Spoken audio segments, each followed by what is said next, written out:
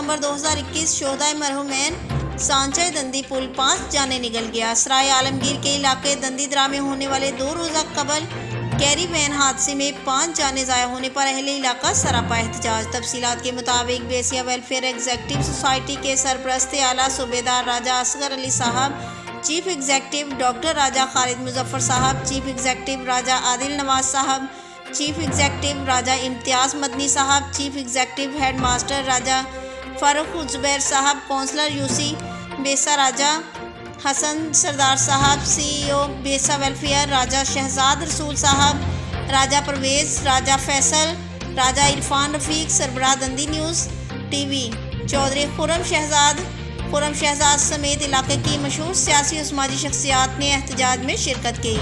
दंदीदरा में तहसील सराय आलमगीर की इंतज़ामिया और मुंतखब नुमाइंदगान के खिलाफ भरपूर एहतजाज किया। शहरियों ने हाथों में प्ले कार्ड उठा रखे थे। एहतजाज करने वाले शहरियों ने मीडिया से गुफ्तगू करते हुए कहा कि दंदीदरा बरसाती नाले पर हफाजती जंगले और सफाई ना होने से यह हादसा पेश आया।